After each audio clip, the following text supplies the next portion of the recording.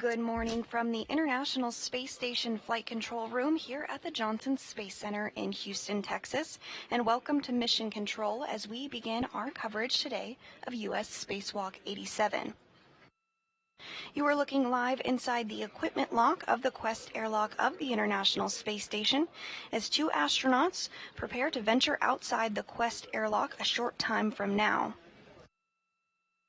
On your screen, you see on the left is NASA astronaut Woody Hoburg, and on the right is NASA astronaut Steve Bowen, who will be today's spacewalkers.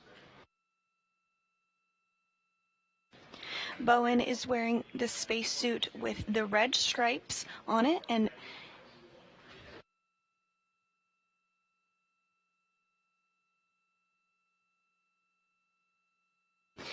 again, Bowen is on the right side of your screen and will be wearing that spacesuit with the red stripes, and Hoburg is on the left and is wearing the unmarked suit today.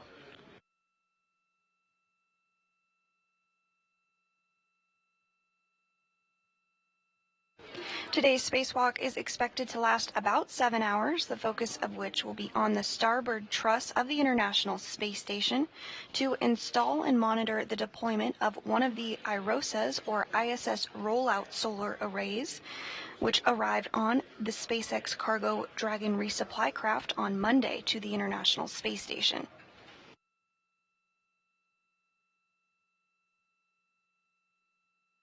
Today's spacewalk is the 264th in support of space station assembly, maintenance, and upgrades. This will be the 9th spacewalk for NASA astronaut Steve Bowen and the first spacewalk for NASA astronaut Woody Hoburg. Today's spacewalk will be the 7th spacewalk in 2023 and the 5th spacewalk for Expedition 69 so far.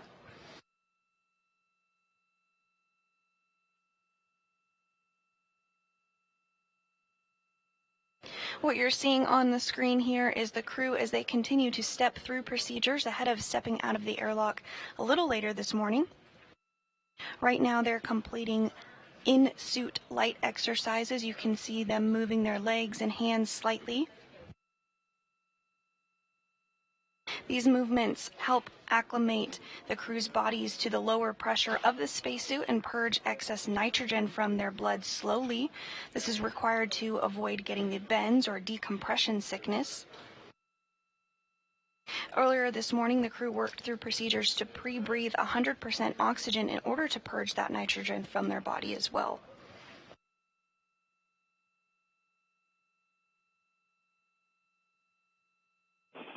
Pause exercise, rest 1 minute.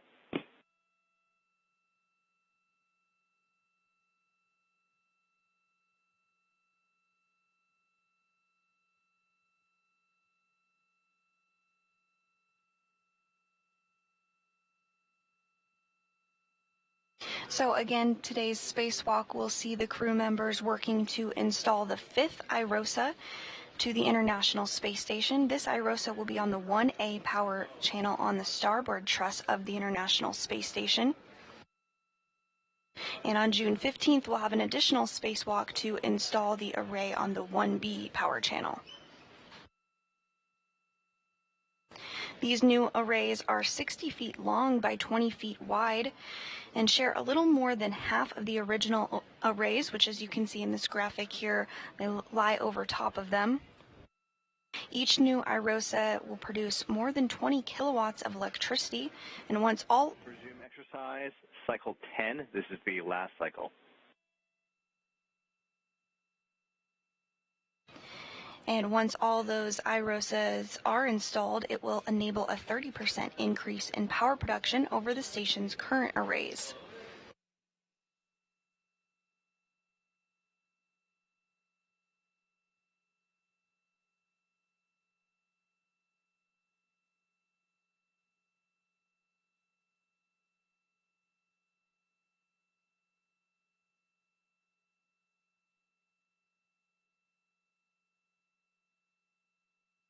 Continuing to get some good views of the crew on board the International Space Station as they step through those in-suit light exercise activities.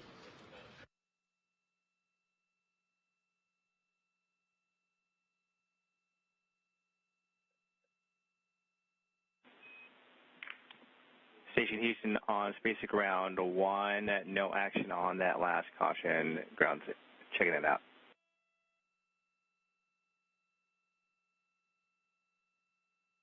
Station copies, no action on that caution message.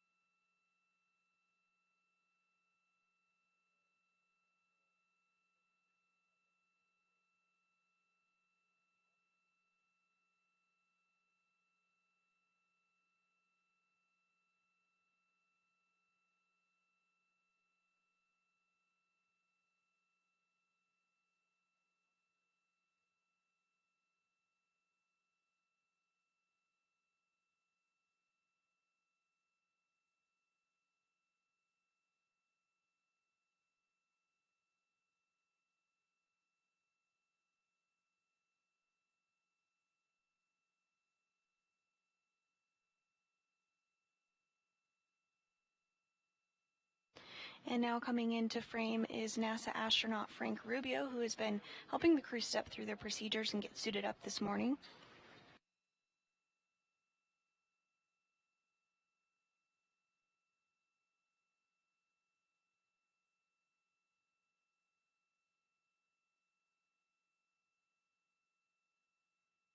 Rubio is in the midst of a long-duration spaceflight. By the time he lands this September, he will have spent the longest single time in space by an American astronaut, having accumulated 371 consecutive days aboard the International Space Station.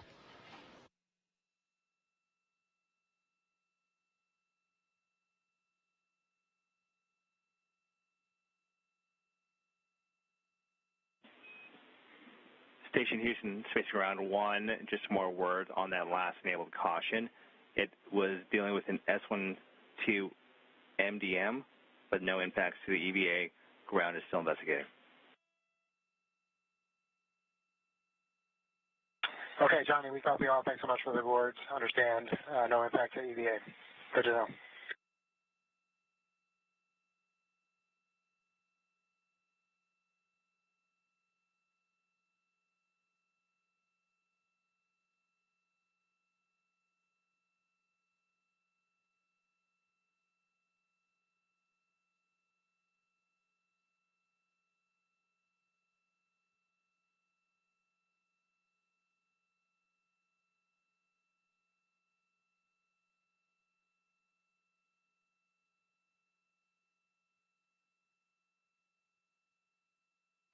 The crew is continuing to work through their in-suit light exercises.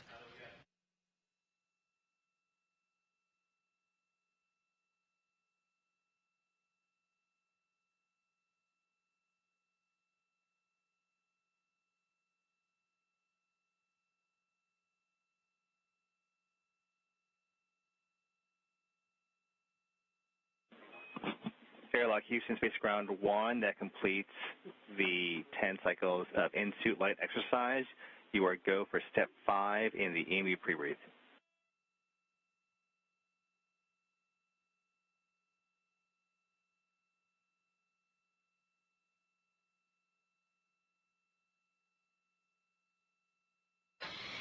And the crew has completed their cycles of those aisle exercises.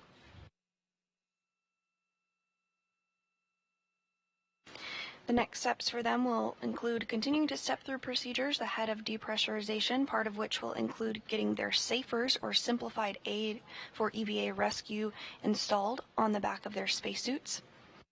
The SAFER is essentially a jetpack that could be used in the very unlikely situation that a crew member were to become untethered. Johnny, we copy. Go for 5. Thanks so much.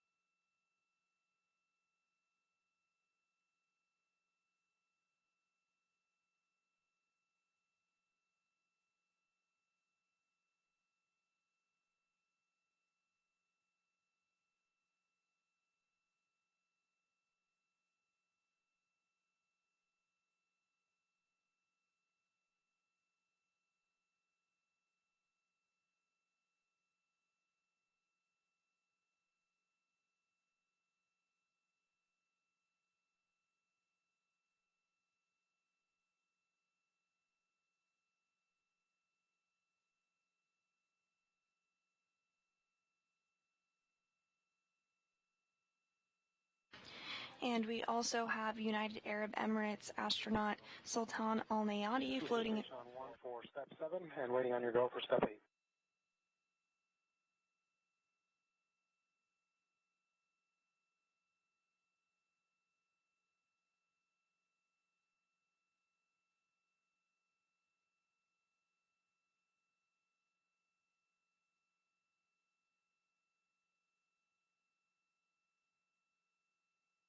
Again, both Rubio and Al Nayati helping to step through procedures with the crew as they continue preparations to exit the Quest airlock later this morning. Frank, step 8 is in work. It's going to take about 10 minutes. You are go to proceed in step 9. We'll let you know when step 8 is complete. I'm sorry, step 7. We'll let you know when step 7 we'll leave echoes on and proceeding with step 9.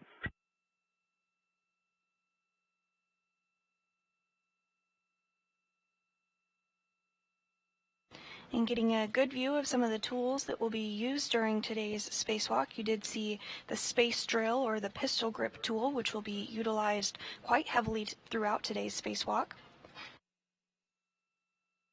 You're also seeing some of the tethers float. Those will be utilized to ensure that the crew is attached to the International Space Station at all times.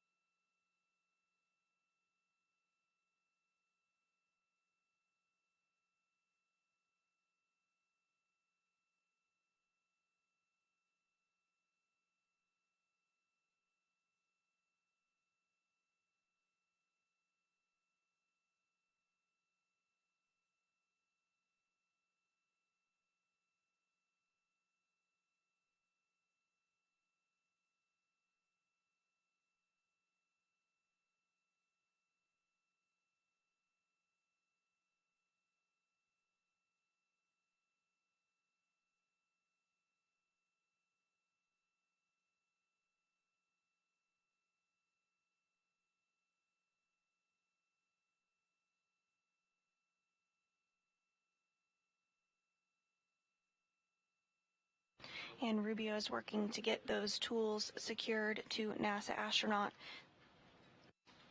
Woody Hoburg's spacesuit.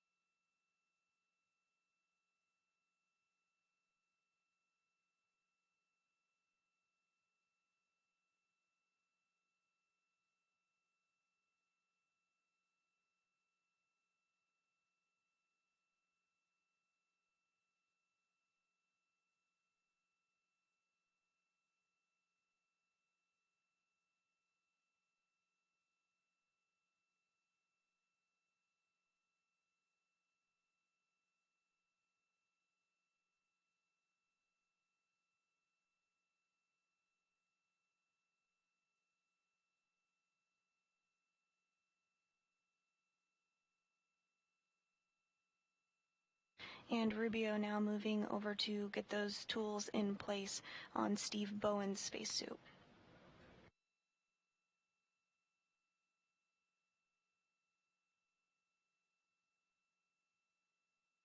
And he's being assisted by UAE or United Arab Emirates astronaut Sultan Al Nayati. Al Nayati's on the left of your screen and Rubio's on the right.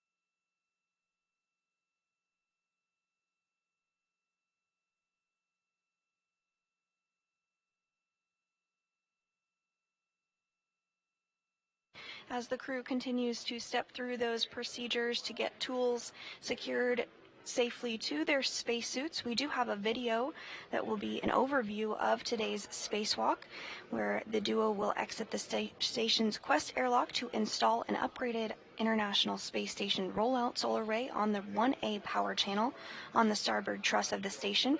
So let's learn a little bit more about what the crew will do during today's spacewalk.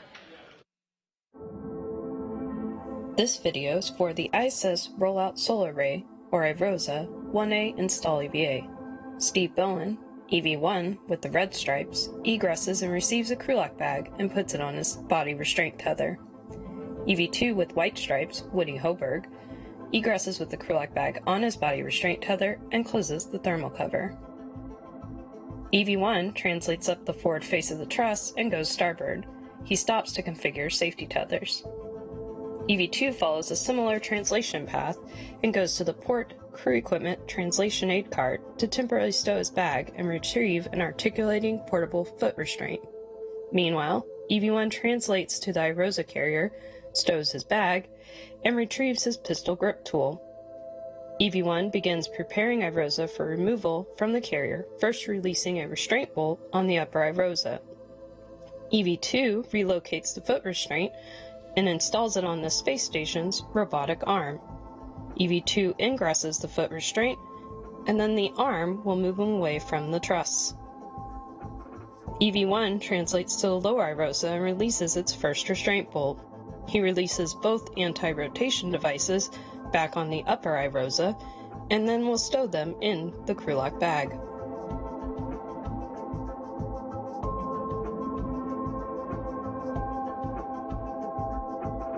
On the robotic arm, EV2 is flown over to access two sets of bolts on the boom end of the upper IROSA.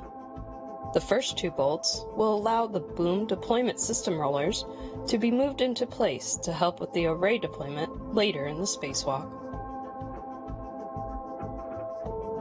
The second two bolts will release two of four mechanisms that hold the IROSA in its rolled-up configuration.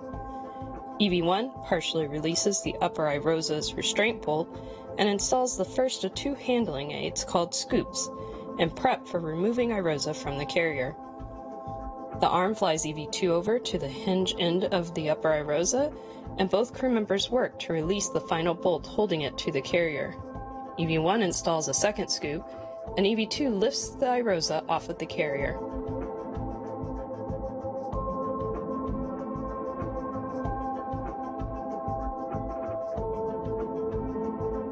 After several maneuvers on the robotic arm, EV2 will arrive at the 1A mod kit worksite. During these maneuvers, EV1 will pick up the temporarily stowed bag from the port cart and reconfigure both crews' safety tethers, on his way to meet EV2 at the mod kit.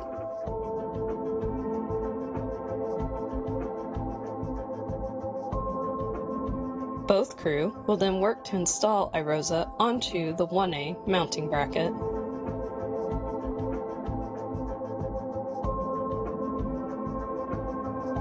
The crew will release the scoops, and EV2 will move into position to release the final bolt, holding IROSA in its folded position. Once released, EV1 will hold IROSA closed while EV2 egresses his foot restraint and gets into position.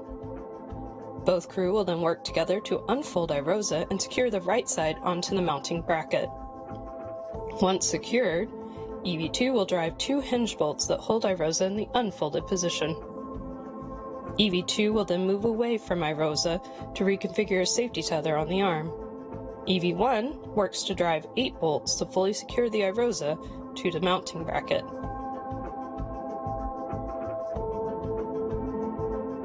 Both crew will then work to electrically connect the new IROSA to the ISS power system. They'll first attach 4 connectors to IROSA, then both will move to either side of the legacy array to disconnect the old array and connect a Y cable. This will allow power to flow from both the new IROSA and the legacy array to the space station power system.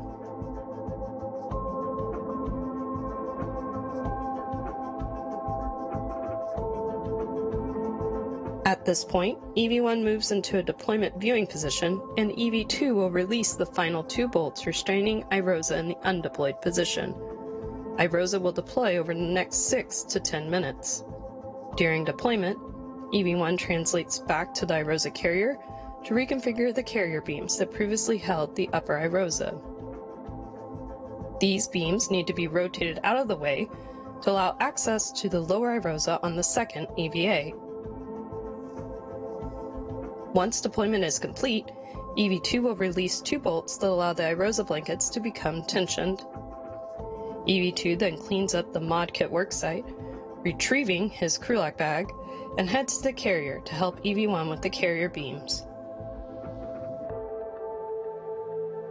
The crew members will work together to release the bolts holding the beams in place. Then they will rotate the beams out of the way and secure them back down. This is the last task in the first EVA.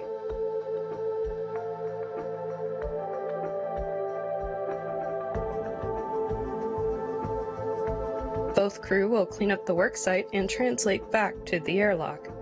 They will clean up their tethers on the way. They will then work to ingress and begin repressing the airlock. This will finish the first of 2 EVAs.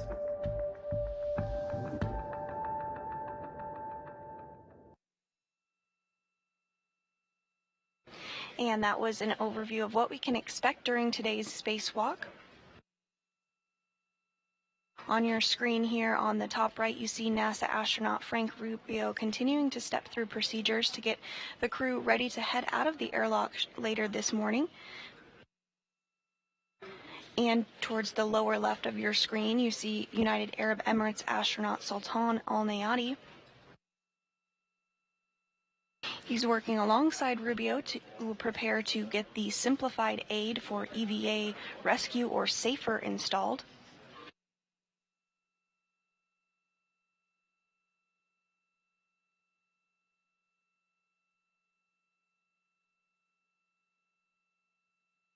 Once the SAFERs are installed on both Hoburg and Bowen, the crew will move through the airlock and start depressurization procedures. Wow.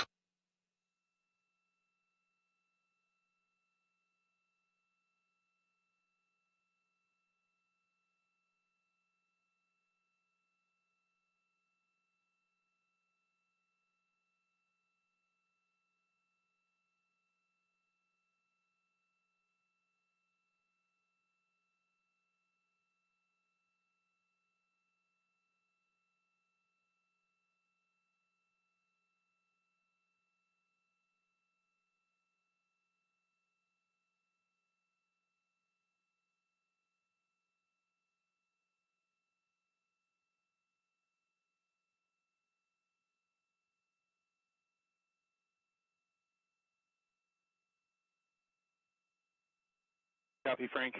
0009.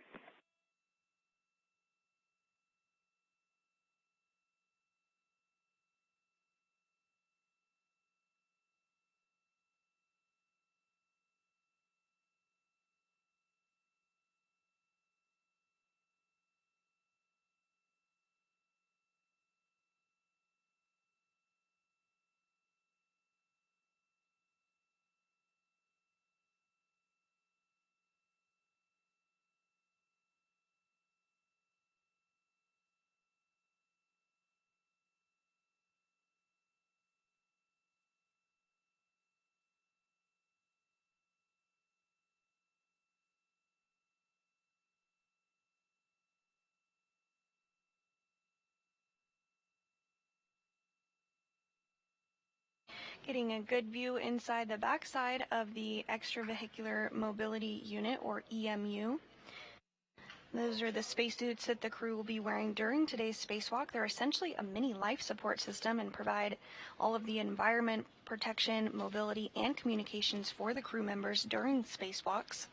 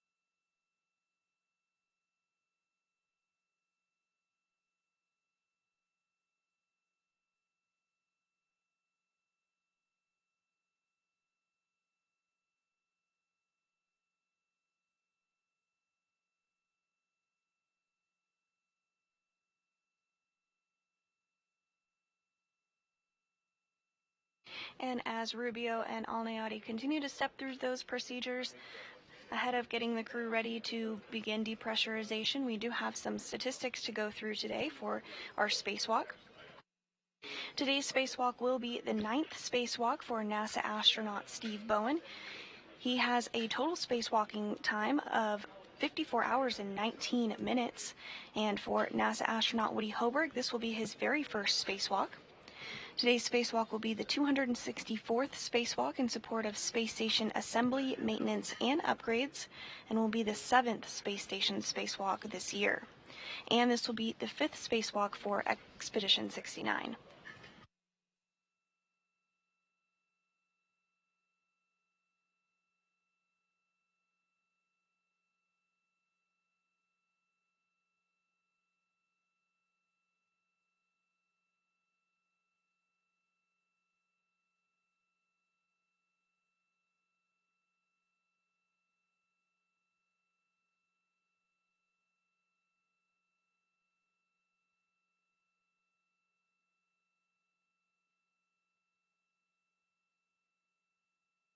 To station on 1 for step 11, time 1214.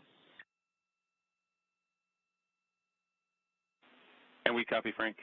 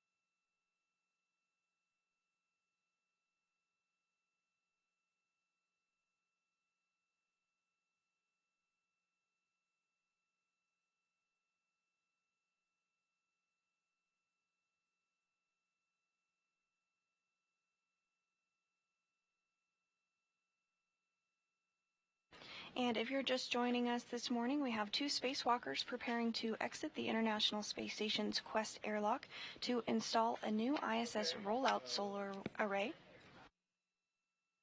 Those spacewalkers are NASA astronaut Steve Bowen, who you see in the center of your screen there. Station on 1 for step 18, extended canisters are 0022 and 0020. And copy, Frank. Good numbers.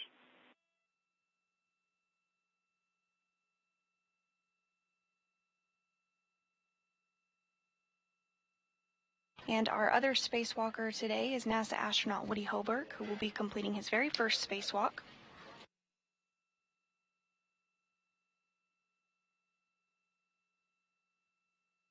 Also in the equipment airlock is NASA astronaut Frank Rubio, as well as United Arab Emirates astronaut Sultan Al Nayati. They're continuing to step through procedures with the crew ahead of getting them into the crew airlock for the depressurization sequence.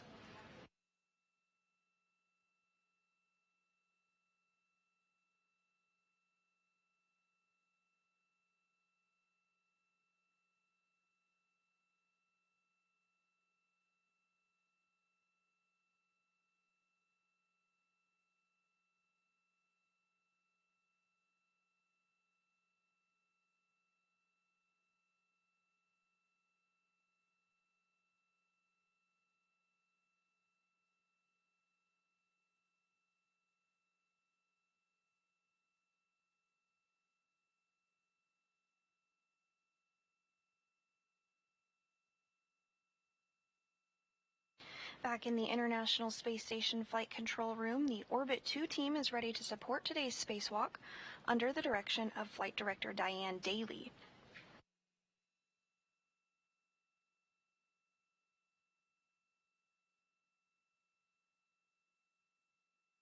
Station on 1 for step 21, time 1218.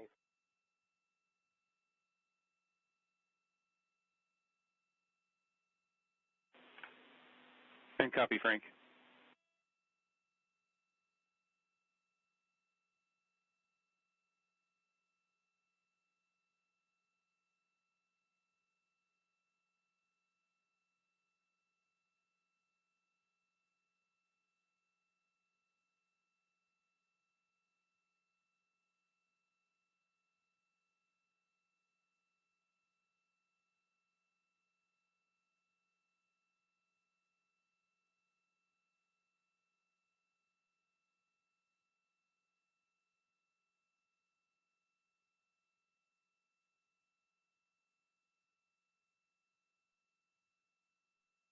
In addition to Flight Director Diane Daly, the rest of the Orbit-2 team is supporting here from Mission Control Houston as well. To her right at the Capcom console is the ground IV, and that is Canadian Space Agency astronaut Jenny Gibbons. She'll serve as the spacewalk communicator who will talk directly with the crew during the spacewalk, helping them choreograph timelines and procedures. And to her right is NASA astronaut Nick Hague, who is the Capcom. You'll hear him communicating with the crew up until the point of depressurization this morning, at which point the ground IV will take over communicating with our spacewalking duo.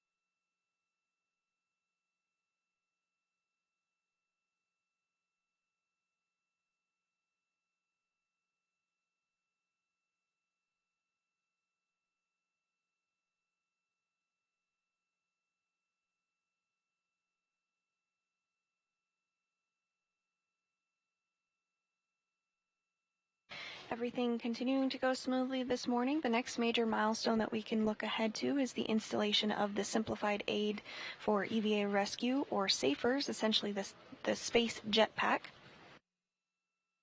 This is installed as a precautionary measure in the very unlikely event that a crew member were to become untethered from the International Space Station. This jetpack would allow them to get back to the space station.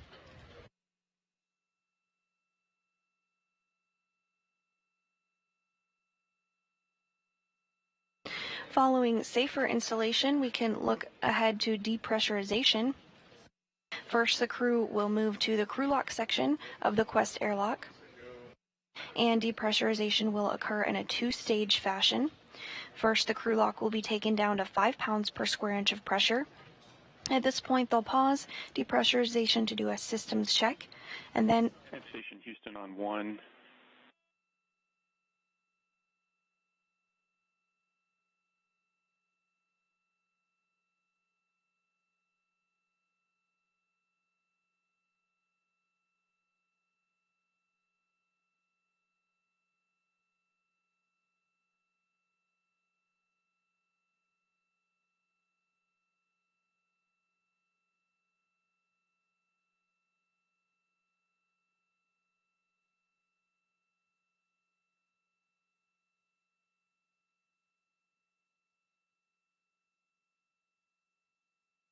And we are seeing Alneati and Rubio work together to install the safer.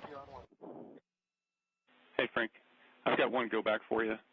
Step 8, we Ojo go. Your go to turn off the HECA. It's just, if you want to turn off HECAs on both EVs, that'd be great. Thanks so much.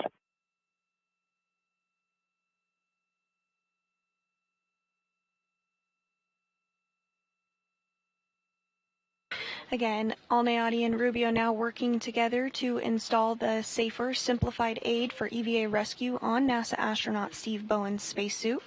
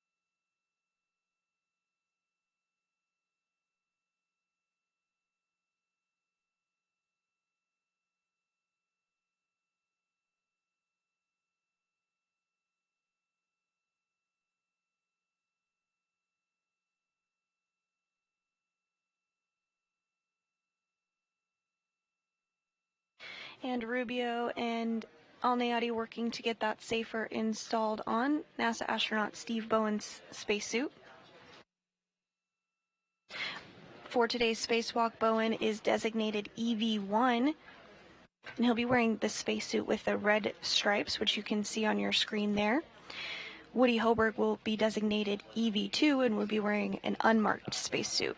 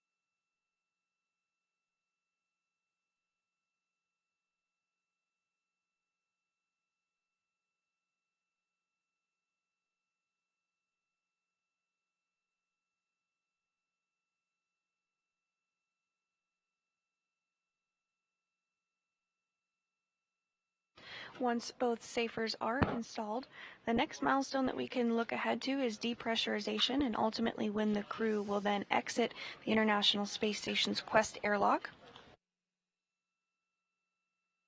They'll then work together to install an upgraded International Space Station rollout solar array on the 1A power channel on the starboard truss of the International Space Station.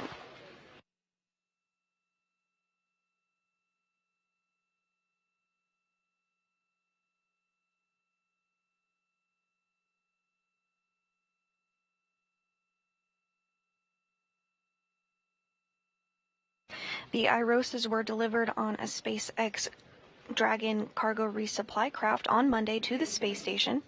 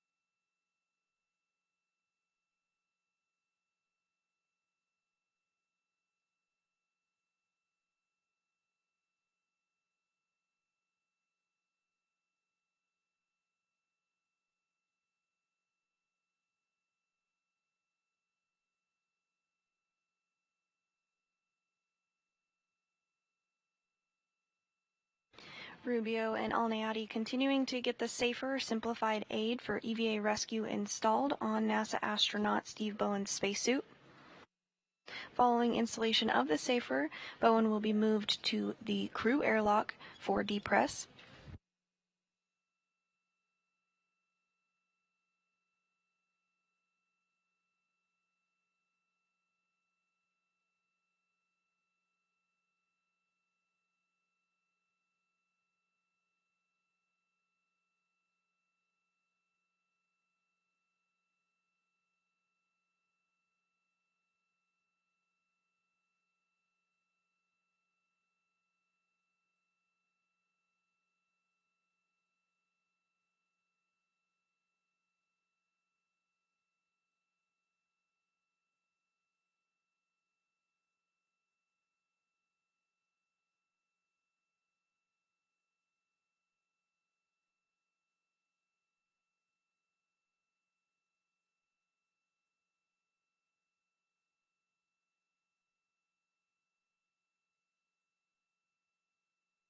And Bowen now being moved into the crew airlock. Next up, Rubio and Alniati will work together to get Hoburg's safer installed.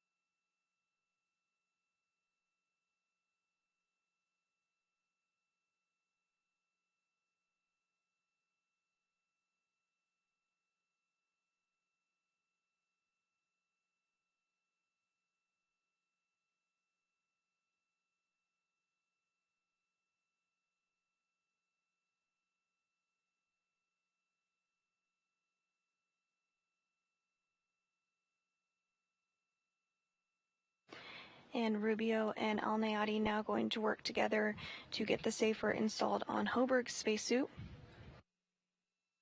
Again, he'll be designated EV2 and he's wearing the spacesuit with the unmarked spacesuit this morning.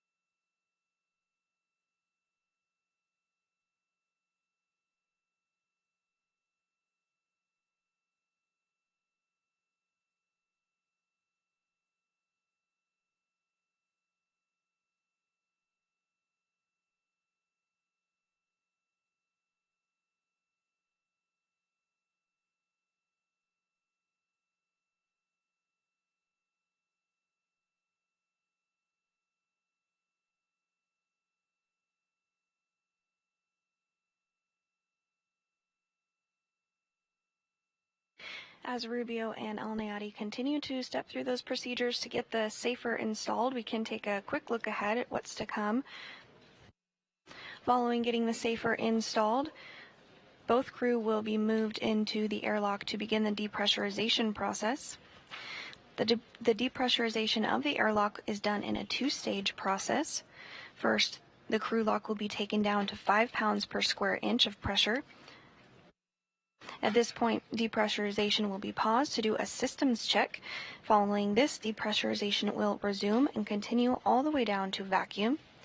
Now, once vacuum is reached, the two spacewalkers will complete suit and communication checks before placing their spacesuit on internal battery power, which will officially mark the start of today's spacewalk. A U.S. spacewalk's start and end time is measured from the time the crew places their spacesuit on internal battery power all the way up until the time repressurization occurs, and they're back inside the crew lock following completion of their spacewalk. We are expecting today's spacewalk to last about 7 hours.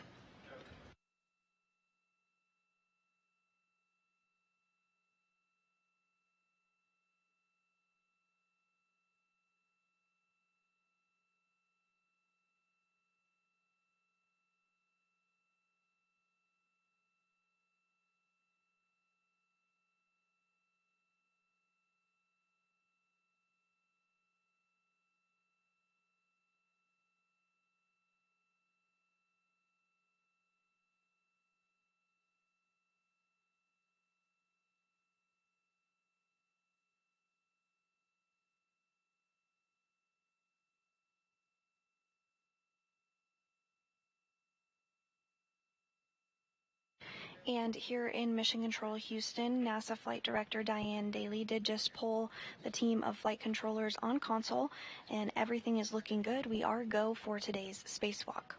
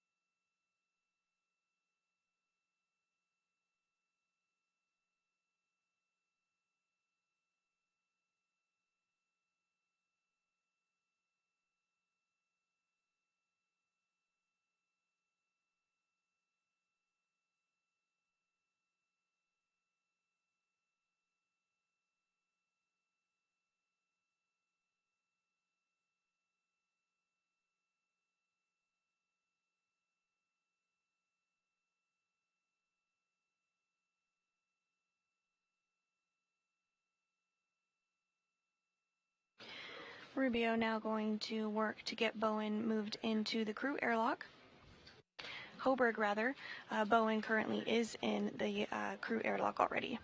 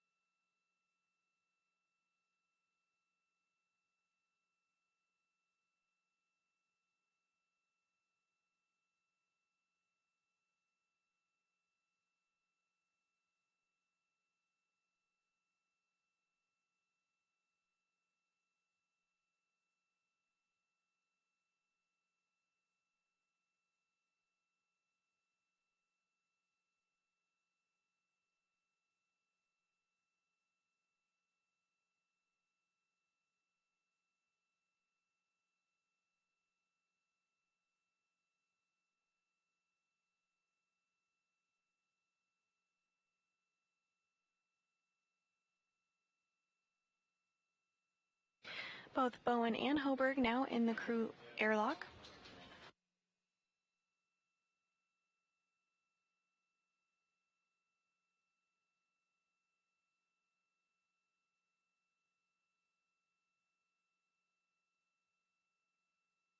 Once they get situated and everything looks good, we will see the hatch close and the depressurization process begin.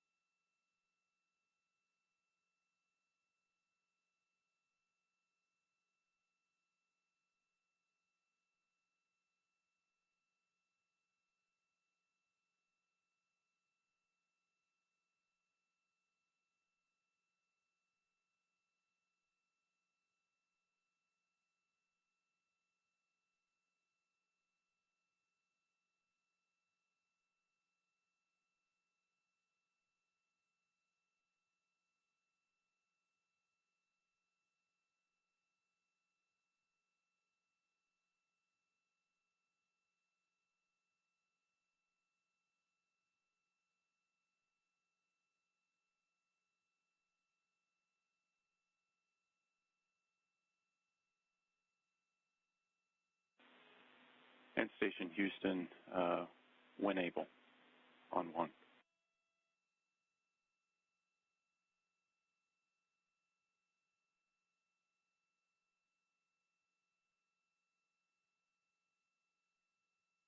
Connect with you on 1. Hey, Frank, we're trying to get in front of an LOS with some ground commanding. There's a couple steps that you're going to confirm later on we'd like to do early. That's step 76 and 77.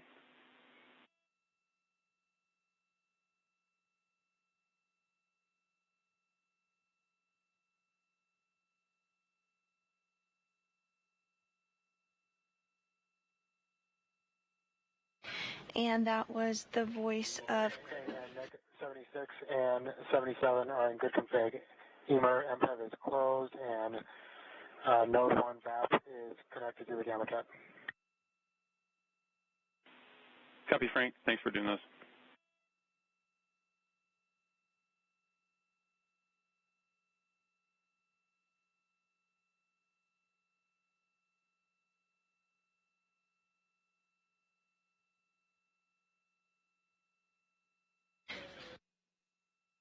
And that was the voice of today's Capcom and NASA astronaut Nick Hague, calling up to Rubio, letting him know that there is a loss of signal coming up, giving them the go to step through a couple of procedures during that LOS.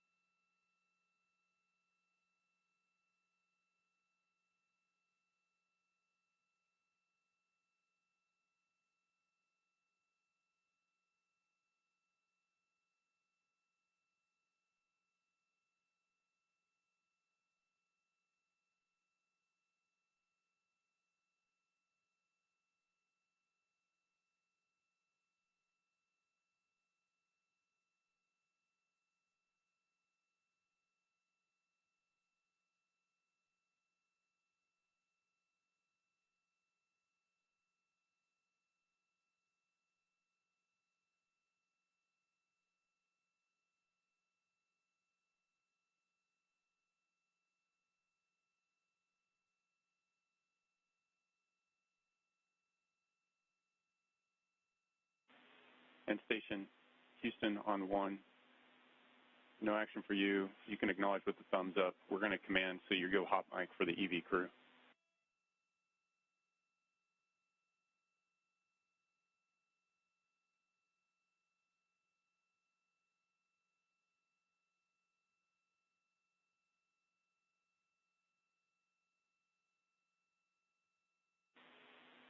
And Station Houston, we're with you on 1. If you try to transmit last, I want to let you know the crew is going to go hot mic here shortly. And also, you've got to go in step 84. Okay, next copy. Crew will be hot mic and go on step 84. And Nick, just be advised, you're coming in a little bit weak. You're readable. Copy all.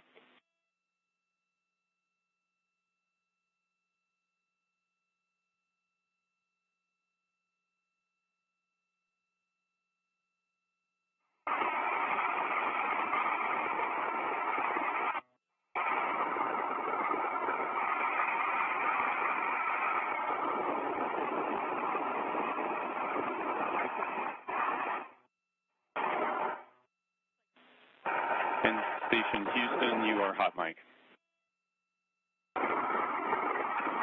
BB1 copies. BB2 copies.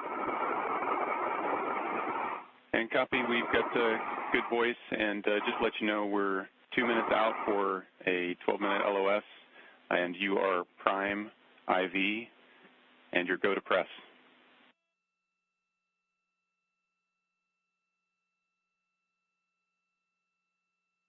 And Nick, I copy prime IV. Go to press. Thanks so much.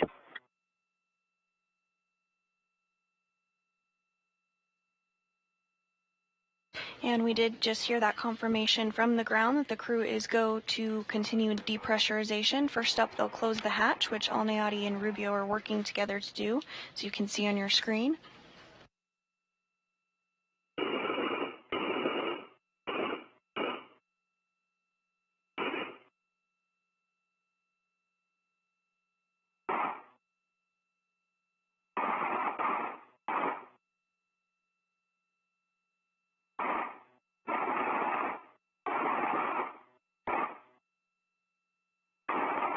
The flash is going to close. Good luck. We'll see you in a little bit. Yep. Talk to you later. Thank you so much. Great Thank job. you, Frank. Great job. That was awesome.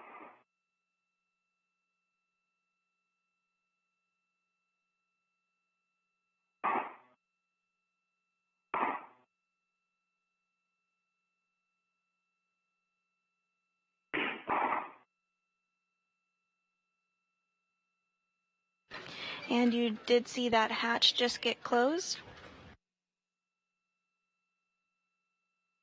We are in an expected handover between ground stations.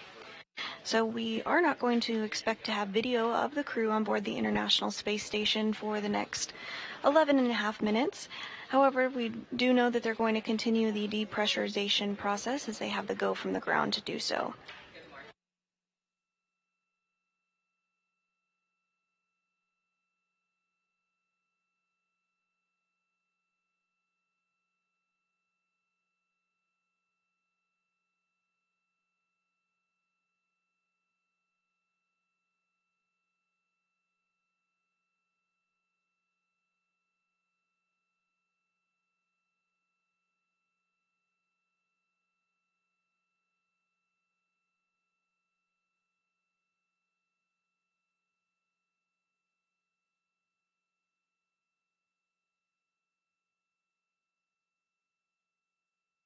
And if you're just joining us this morning, we have two spacewalkers who are suited up and in the process of working through depressurization procedures.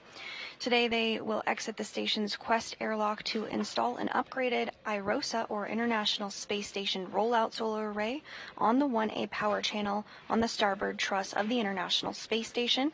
We do have an animation to walk us through what we can expect our spacewalkers to complete today, so let's take a quick look. This video is for the ISS Rollout Solar Array, or IROSA, 1A install EVA. Steve Bowen, EV1 with the red stripes, egresses and EV2 with white stripes, Woody Hoburg, egresses with the crew lock bag on his body restraint tether and closes the thermal cover.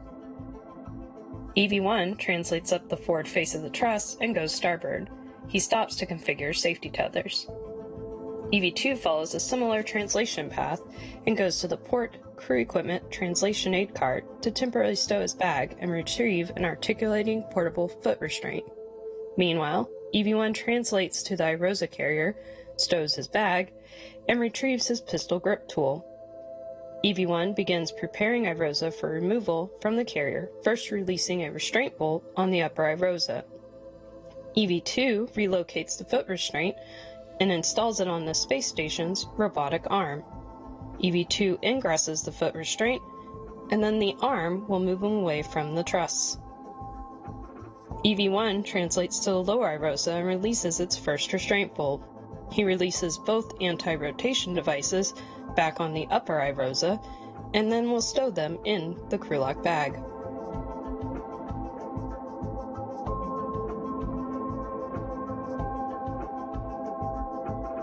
On the robotic arm, EV2 is flown over to access two sets of bolts on the boom end of the upper IROSA.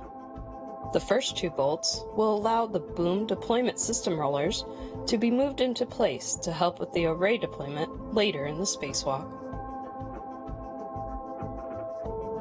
The second two bolts will release 2 of 4 mechanisms that hold the IROSA in its rolled-up configuration.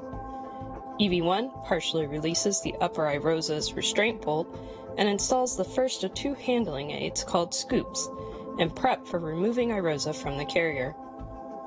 The arm flies EV2 over to the hinge end of the upper IROSA, and both crew members work to release the final bolt holding it to the carrier. EV1 installs a second scoop, and EV2 lifts the IROSA off of the carrier.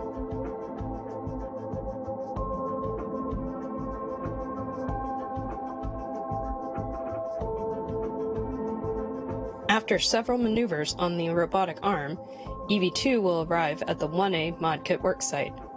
During these maneuvers, EV1 will pick up the temporarily stowed bag from the port cart and reconfigure both crews' safety tethers, on his way to meet EV2 at the mod kit.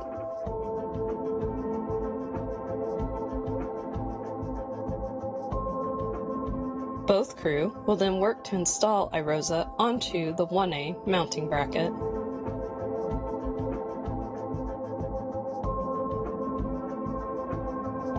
The crew will release the scoops, and EV2 will move into position to release the final bolt, holding IROSA in its folded position. Once released, EV1 will hold IROSA closed while EV2 egresses his foot restraint and gets into position. Both crew will then work together to unfold IROSA and secure the right side onto the mounting bracket. Once secured, EV2 will drive 2 hinge bolts that hold iROSA in the unfolded position. EV2 will then move away from iROSA to reconfigure a safety tether on the arm. EV1 works to drive 8 bolts to fully secure the iROSA to the mounting bracket.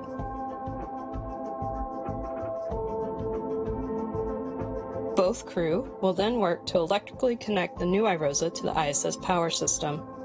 They'll first attach 4 connectors to iROSA, then both will move to either side of the legacy array to disconnect the old array and connect a Y cable. This will allow power to flow from both the new iROSA and the legacy array to the space station power system.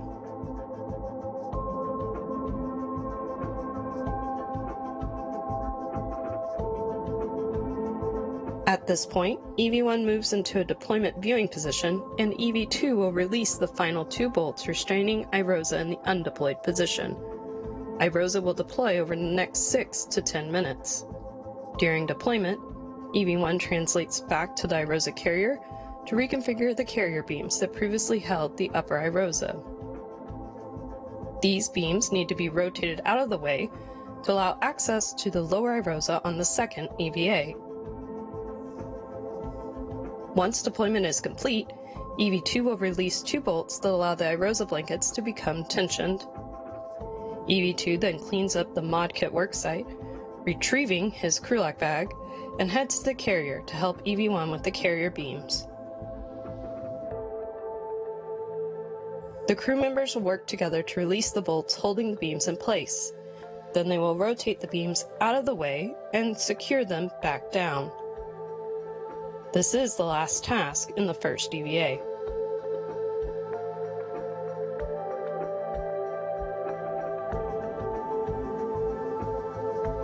Both crew will clean up the worksite and translate back to the airlock. They will clean up their tethers on the way. They will then work to ingress and begin repressing the airlock. This will finish the first of 2 EVAs.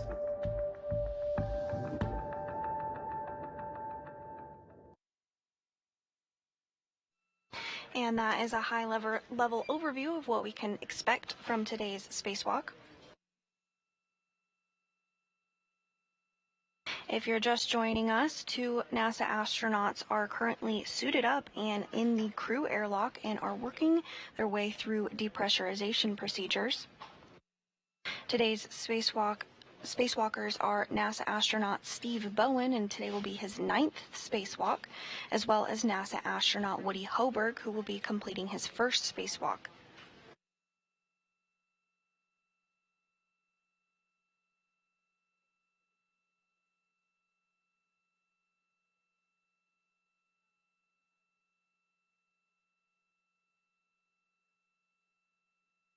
Bowen and Hoburg will venture outside for a spacewalk expected to last about 7 hours today, the focus of which will be on the starboard truss of the International Space Station to install and monitor the deployment of one of the iROSAs, or ISS Rollout Solar Array, both of which were delivered on a SpaceX Cargo Dragon resupply vehicle on Monday to the space station.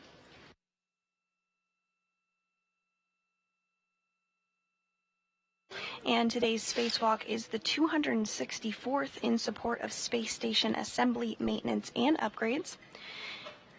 This is the 7th spacewalk in 2023 and the 5th spacewalk for Expedition 69. As we mentioned, it's the 9th spacewalk for Bowen, who has a cumulative spacewalking time of over 54 hours across 8 previous spacewalks.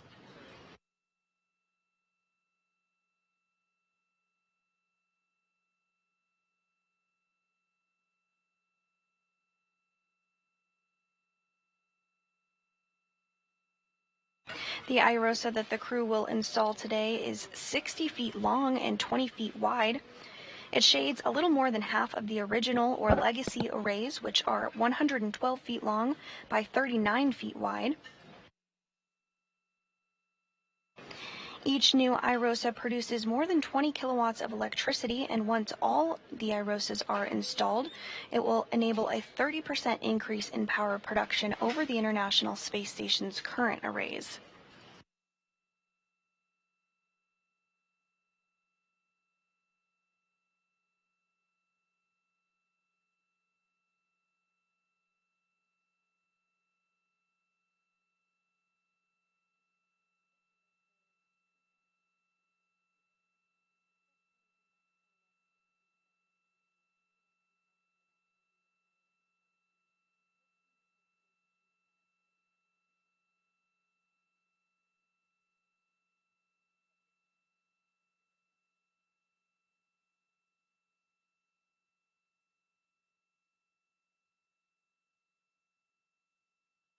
And we are in a loss of signal period as we have a handover between satellites.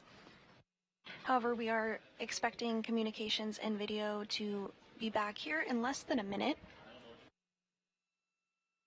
During this loss of signal period, the crew has been stepping through procedures in order to work through depressurization of the airlock. This is done in a two-stage process. First, the crew lock goes down to 5 pounds per square inch of pressure, at which point that depressurization will be paused to do a systems check. And then following this, depressurization will resume to bring it all the way down to the vacuum. Now, once that vacuum is reached, the two spacewalkers will complete some additional suit and comm checks before placing their spacesuit on internal battery power, officially marking the start of today's spacewalk.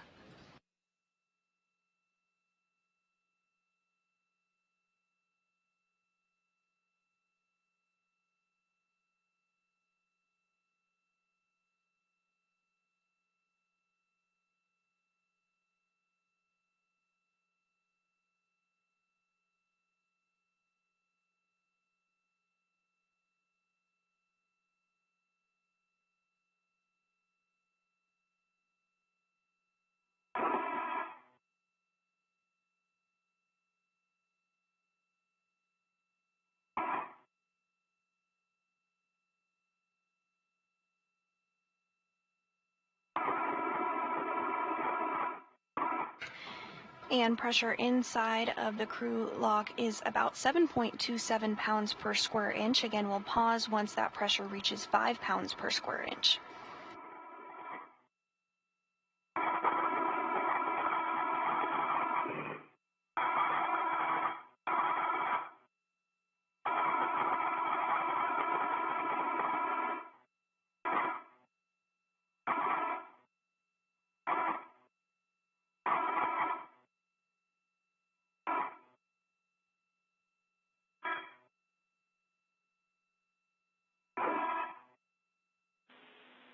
And Station Houston on 1, we're back with you, voice only.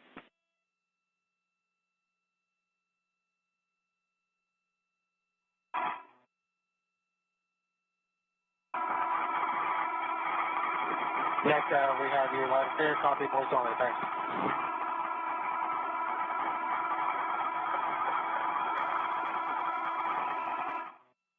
And Stephen, what do you guys copy? You have about 100 millimeters of mercury to go. You doing copy? Yep, Frank, I copy. I see airlock P 6.5. Yep, I agree.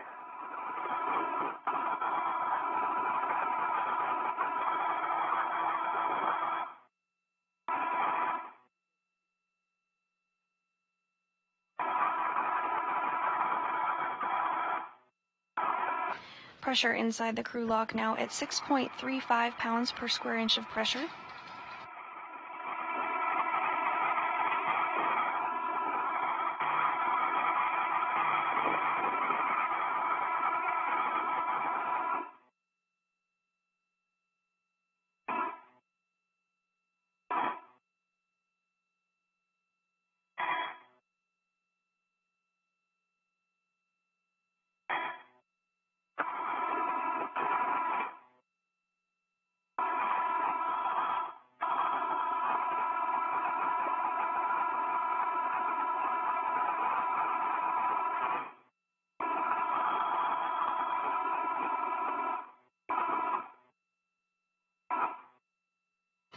Now less than 6 pounds per square inch of pressure inside the crew lock.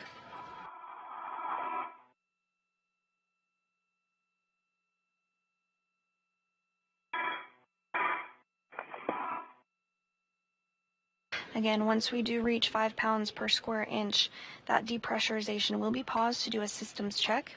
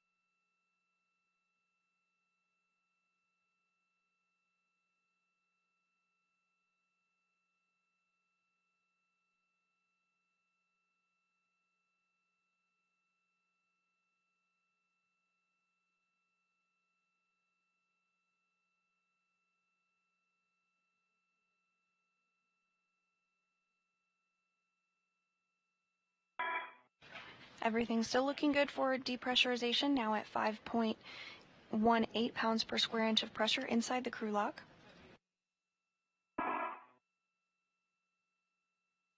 Woody, the next action is going to be for you. We have about 10 to go.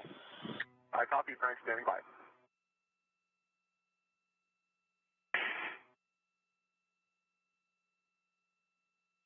Woody, depress pump, man ISO valve closed. Both of you can expect an alert tone. Closed. And copy closed. Okay, next thing we're going to do is a leak check. So you'll both take your switch display status until leak check question mark is displayed. Hold that for 2 seconds, and then follow the displayed instructions. In work, UV1. UV2 in work. And pressure inside the crew lock is now at 5 pounds per square inch of pressure. So you did hear those words about the systems check that are occurring now. Following the systems check, depressurization will resume and continue all the way down to vacuum. And once vacuum is reached, the 2 spacewalkers will complete some additional suit and communication checks before they place their spacesuit on internal battery power, officially marking the start of today's spacewalk. And following this, the crew will, of course, exit the airlock and begin working to get that IROSA installed.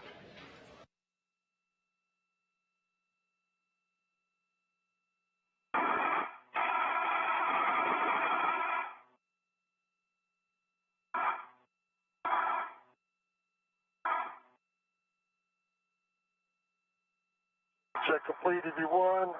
Moving to EVA. That'll be a minute. Same for EV2. Copy, good. Leak check for both. Good news. And then correct, you both want your O2 actuators to EVA. So let me know when that's complete. EV2's in EVA. EV1's in EVA. The O2 actuator EVA for both Woody and Steve. Nice job. Woody, you're going to take the depress pump man ISO valve to open. Both of you can expect an alert tone. Copy. Press pump, man. ISO valve is open.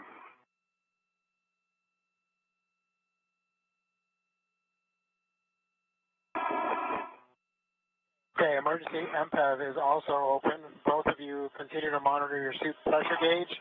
Make sure that it remains less than 5.5. Again, if it ever goes above 5.5, let us know and we'll stop the depress. EV1 copy. EV2 copy.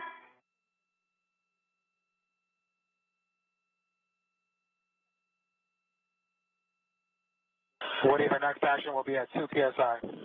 Copy, I see it. And those system checks looking good. Depressurization is continuing as expected.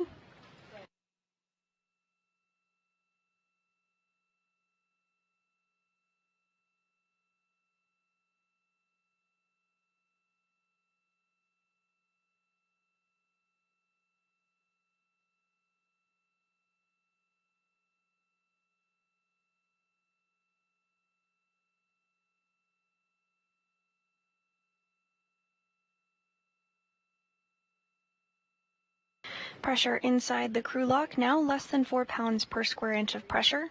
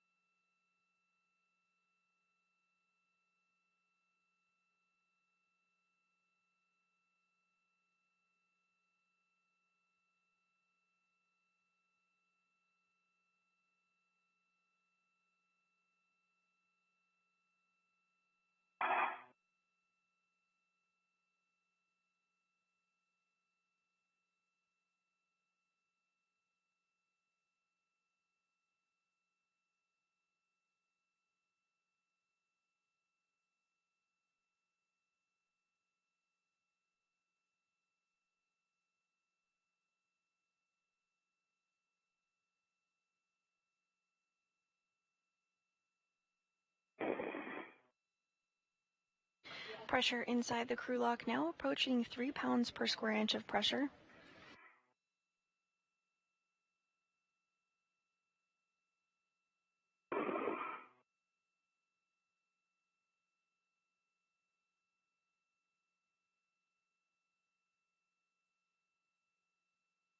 And we are getting a view back inside of the equipment lock here, where NASA astronaut Frank Rubio on the left and United Arab Emirates astronaut Sultan Al Nayati continue to step through depressurization procedures with Hoburg and Bowen, who are inside the crew lock.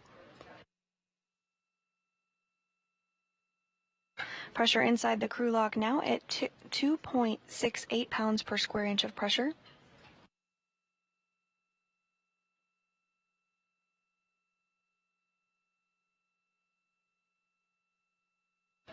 Once vacuum is reached inside the crew lock, the two spacewalkers will complete additional suit and communication checks before they do place their spacesuit on internal battery power, which will mark the official start of today's spacewalk. A U.S. spacewalk start and end time is measured from the time the crew places their spacesuit on internal battery power. And we're at 123, continuing to 103. Copy, Frank. Receive 2.1.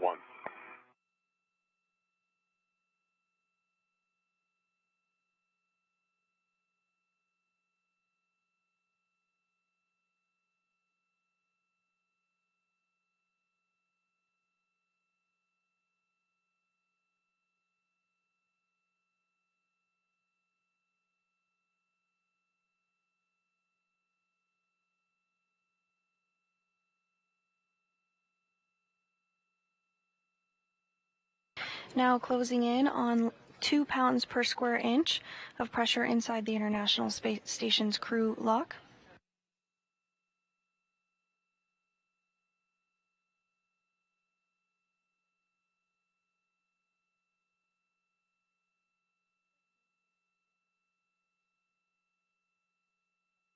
Okay, Woody, we're at 103. Depress pump man ISO valve closed.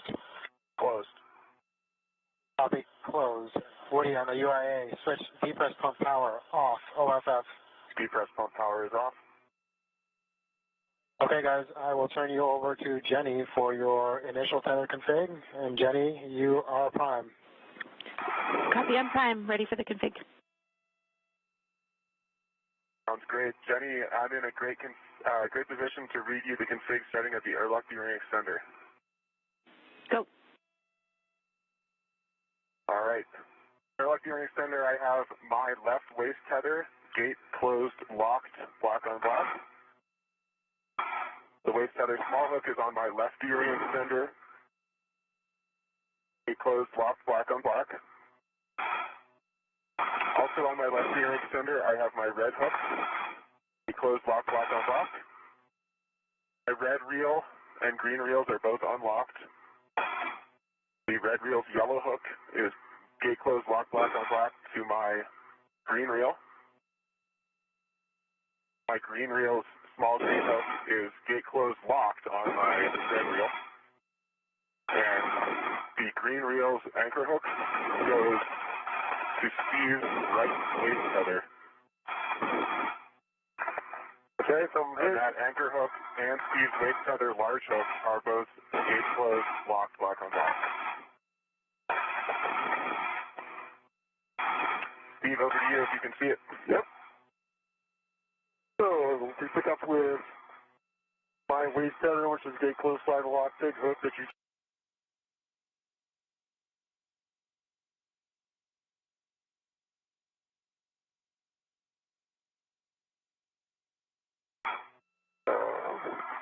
Safety tether, red hook, gate closed, slide lock on my right B-wing extender. The yellow hook is gate closed, slide lock to the green rail. Both reels are unlocked. I have the blank hook to my mini workstation. On my left-hand side, I have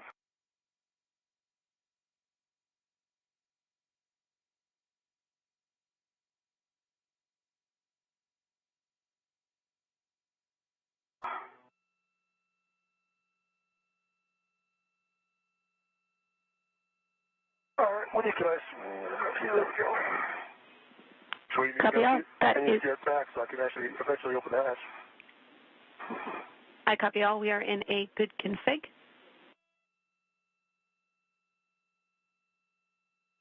Thanks so much, Jams, and good morning to you and the Orbit 2 team. Good morning. We are happy to be here, excited to work with all of you.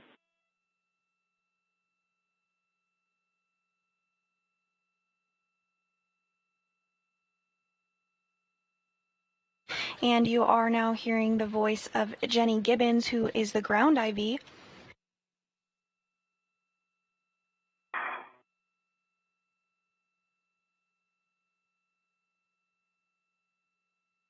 She'll be stepping through procedures with the crew during today's spacewalk.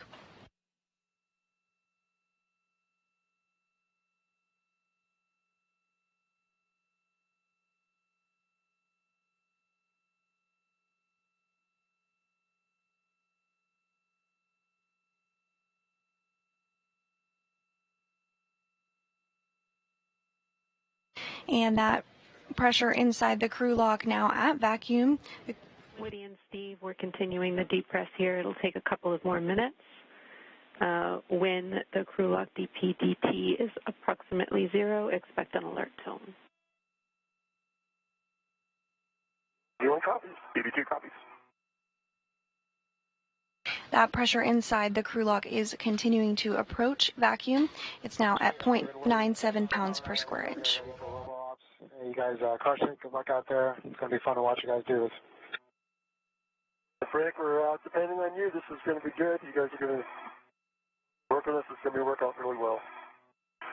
Frank, thanks so much. You guys did a fantastic job IVing this morning. Thanks so much for everything.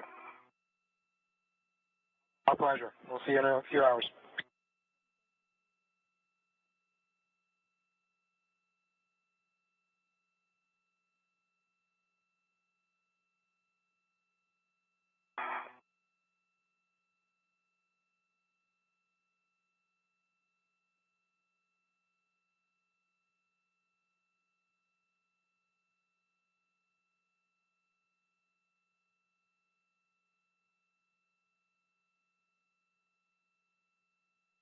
Everything continuing to go smoothly this morning as NASA astronaut Woody Hoburg and Steve Bowen. Tracking around 8 or 9 more minutes down to 0.5 psi. And Jay, that makes sense watching it go very slowly. Sounds good.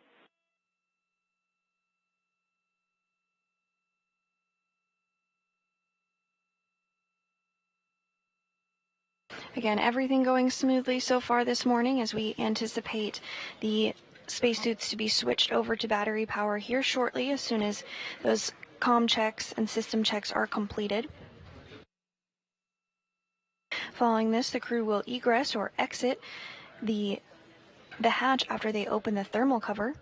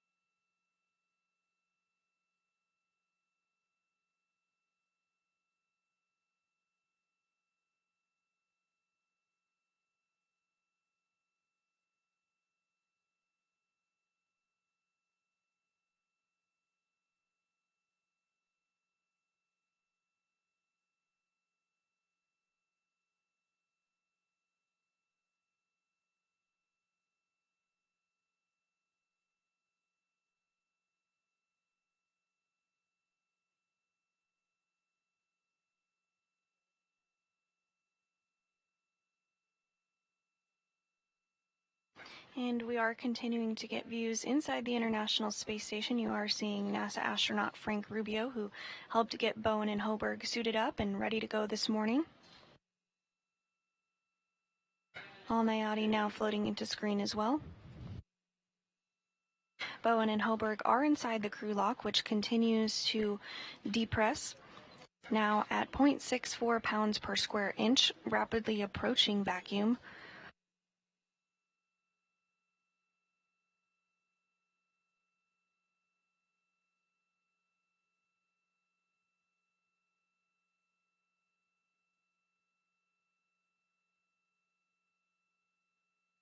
The goal of today's spacewalk is to install an upgraded IROSA, or International Space Station Rollout Solar Array, on the 1A power channel on the starboard truss of the space station.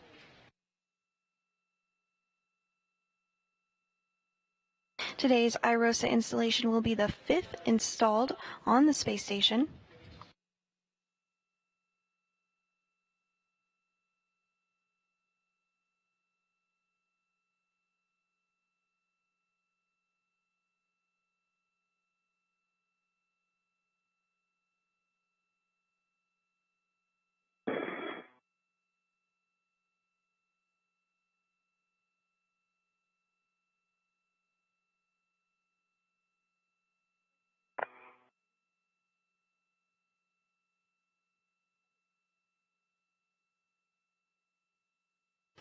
Pressure inside the crew lock now at 0.55 pounds per square inch of pressure.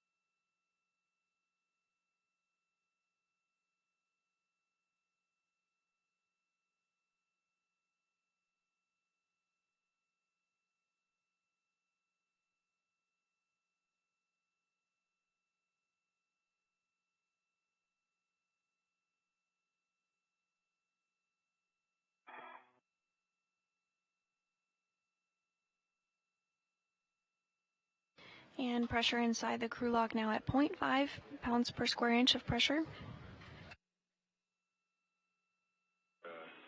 Stephen Woody, we are at 0.5 psi. You are go to verify the EV hatch gauge is less than 0.6 psi and open the EV hatch. And I see the EV hatch at 0.4. Copy, 0.4, your go. All right, getting ready to open the hatch.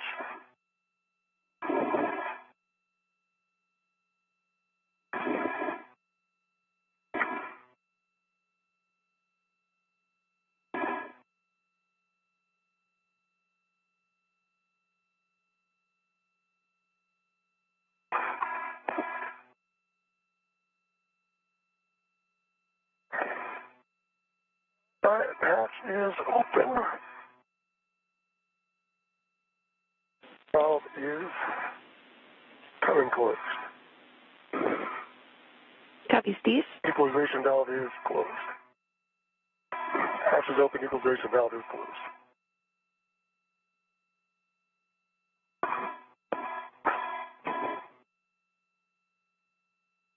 And we are hearing that the hatch is open. Pressure inside the crew lock now at vacuum. Both Hoburg and Bowen are now going to work together to egress or exit the airlock. Copy, Frank. Emergency MPEV closed. Now we are in post-depress. Woody and Steve, on your DCMs, switch power to BAT, stagger your switch throws, and expect a warning tone. All right, EV1 power, power to battery. Copy. EV2, going to battery. EV1, good restart, blank, no bite.